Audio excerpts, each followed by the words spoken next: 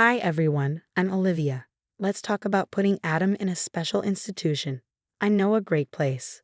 That's how my mother, Mia, started our weekly family dinner, making my blood boil as usual.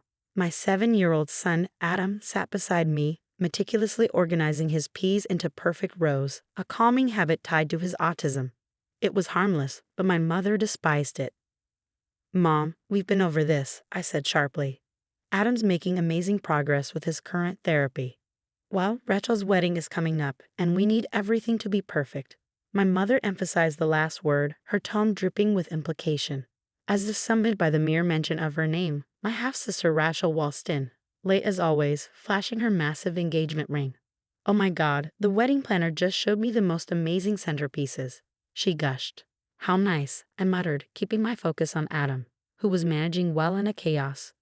Just yesterday, his therapist had noted his progress with making eye contact.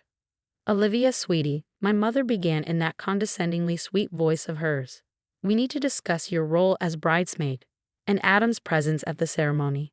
My stomach tightened. With my husband, Andrew, away on another sales trip, I was alone in this fight. What about Adam's presence? Rachel chimed in, her voice annoyingly chipper. Well, we're just worried he might have one of his episodes, with the loud noises and all. My voice hardened. My son has a name, Rachel, and he's sitting right here. James, my stepfather, coughed awkwardly from behind his newspaper, but didn't look up. He never got involved, too preoccupied running his company to bother with family drama. Darling, my mother pressed, reaching across the table, we just want everything to go smoothly for Rachel's special day. Maybe Andrew's parents could watch Adam. Adam's soft voice cut through the tension. Mom, are they talking about me? I squeezed his hand under the table, our silent signal. No, sweetheart. Everything's fine. Keep eating. Rachel rolled her eyes. Kevin's family is very traditional, Liv. They're expecting a certain kind of wedding. A certain kind? I interrupted, my voice rising. You mean one without your autistic nephew? Don't be dramatic, my mother sighed. We're trying to help. Your parenting choices are unconventional. Unconventional, I shot back, because I refuse to hide my son away, because I'm proud of who he is. Rachel smirked, gesturing to Adam. Look at him now, playing with his food. That's exactly what I mean. That's enough. I stood abruptly, my chair scraping the floor. Adam, honey, we're leaving. As I buckled him into the car seat, Adam's big blue eyes searched mine. Mom, are you mad? Not at you, baby. Never at you. Driving home, I couldn't shake the sense that this wedding drama was far from over. Little did I know, I was absolutely right. At the rehearsal dinner, the country club buzzed with activity. Adam sat quietly in a corner, absorbed in his tablet. I noticed my mother huddled with her friend Sarah, who worked as a nurse. Their furtive glances toward Adam sent a chill down my spine. I brought what you asked for, Sarah whispered, slipping something into my mother's purse. Just a mild sedative, my mother muttered. It's for the best. Olivia doesn't understand what's at stake. My heart dropped. Was I hearing this right? Pretending to fix Adam's collar, I watched as my mother moved toward the drink station, where his apple juice sat waiting. Hey, sweetie, want your juice? She called, reaching into her purse. I bolted across the room. What are you doing? My mother jumped, dropping a small pill bottle. Purple tablets spilled across the floor. Are these Axanax? Someone murmured. Mom, were you trying to drug my son? My voice shook with rage. The room fell silent. Rachel rushed over, her rehearsal dress swishing. What's going on? Your grandmother was about to slip medication into Adam's drink, I exclaimed. Olivia, don't be absurd, my mother scoffed. It's just something to help him stay calm. To help him stay calm. He's not a dog you can tranquilize. Sarah tried to back away, but I blocked her path. You gave her these, didn't you? I was just trying to help, Sarah stammered. Mia said. Adam might have a meltdown. Rachel interjected. Maybe Mom has a point. The only risk here, I snapped, is your grandmother going to jail for trying to drug a child. At that moment, the doors burst open and Andrew strode in. I caught an early flight, he announced, taking in the tense scene. What's going on? Before I could respond, my Aunt Amelia jumped in. It's just a misunderstanding. Mia was only trying to help. Help. Andrew's face darkened as I explained what had happened. You tried to drug our son, he demanded. Mia, you're overreacting, my mother insisted, her voice strained but unwavering. It was just a little something to keep him quiet during the ceremony. I bent down, picking up one of the scattered pills. This is prescription medication, I hissed. You could have killed him. Now you're being melodramatic, Rachel snapped. This wouldn't even be necessary if you had better control over your son. Andrew wrapped his arms around Adam protectively. We're leaving, he said coldly. And if anyone so much as thinks about coming near our son with medication again, we're calling the police. As we walked out, my mother's voice followed us. Olivia always makes everything about her, even my darling Rachel's wedding. I didn't care anymore. Let them talk. All that mattered was protecting Adam from the toxic people who called themselves family. After the rehearsal dinner disaster, I couldn't shake the feeling that there was more to my mother's behavior than just wedding stress. Determined to uncover the truth, I started digging. My first lead came from an unexpected source, a fellow mom from Adam's therapy group. Your mother told us Adam was violently dangerous, Lisa revealed during a phone call. She said we shouldn't let our kids near him. What? My hands shook with rage. She came to our support group meeting when you were out sick last month, Lisa continued. Said Adam had put another child in the hospital. The lies didn't stop there. A few days later, my cousin Emma called me, her voice trembling. I feel terrible, Emma admitted. Mia told us Adam tried to hurt your baby niece. That's why we didn't invite you to the christening. As if that weren't enough, a text from Sarah's coworker at the hospital tipped me off to yet another revelation. They're investigating missing medications. Sarah mentioned your mother's name during questioning. And then the bombshell. James's assistant, Caroline, called me in secret. Olivia, you need to see these financial records, she whispered. Your mother's been transferring company funds into personal accounts for months. The wedding expenses. They're astronomical. Does James know? I asked, my voice barely above a whisper. He's starting to notice discrepancies, Caroline admitted.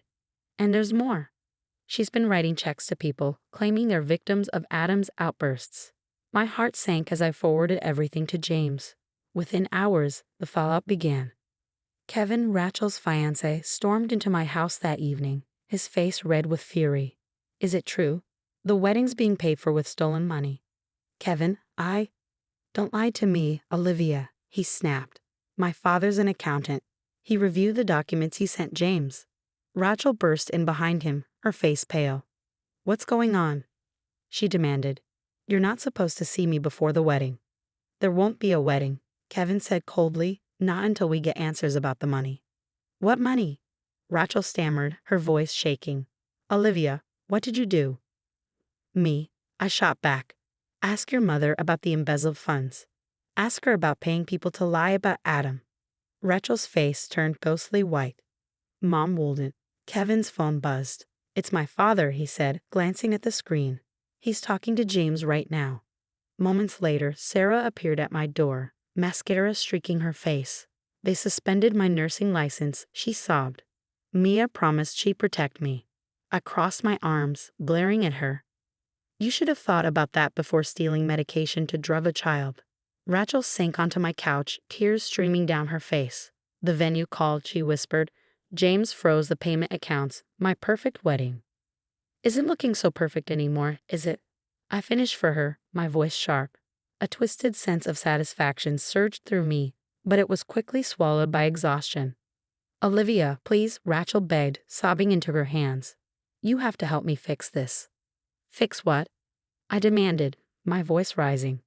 Mom's lies? The stolen money? The attempts to drug Adam? The years of making me feel like a horrible mother. My phone buzzed constantly with messages from family members all saying the same thing. We had no idea. Mia told us. We're so sorry. The truth had finally unraveled, and no amount of designer centerpieces could cover up the mess.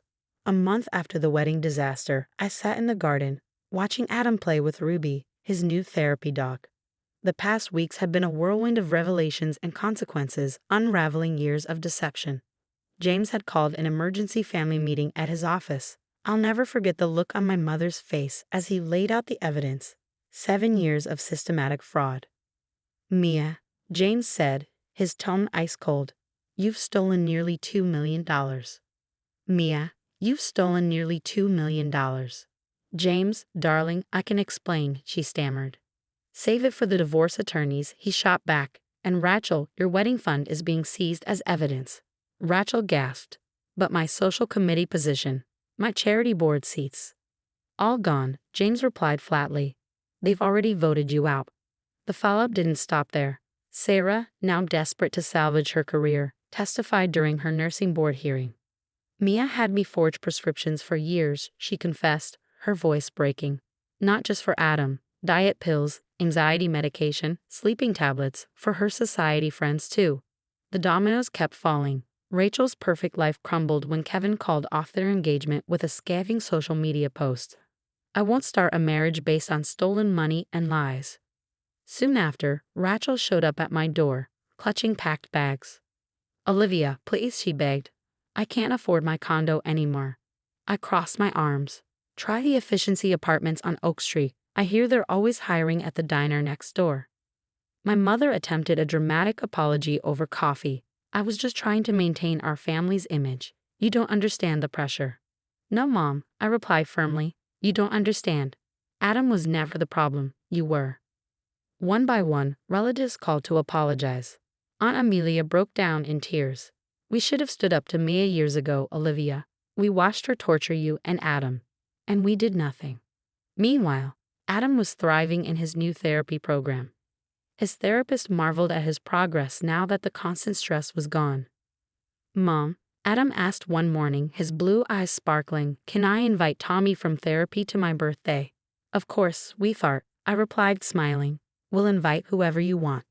Last weekend, we hosted his birthday party in our backyard. The space was filled with joy.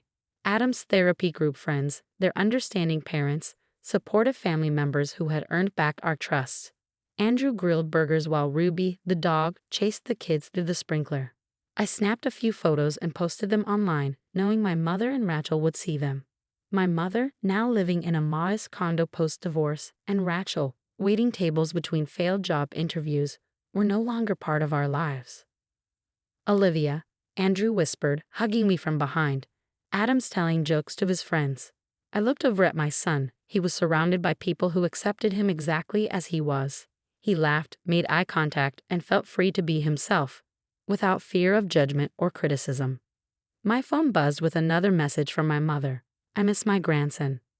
I left it unread, just like the last dozen messages. Some bridges can't be rebuilt. Some apologies come too late.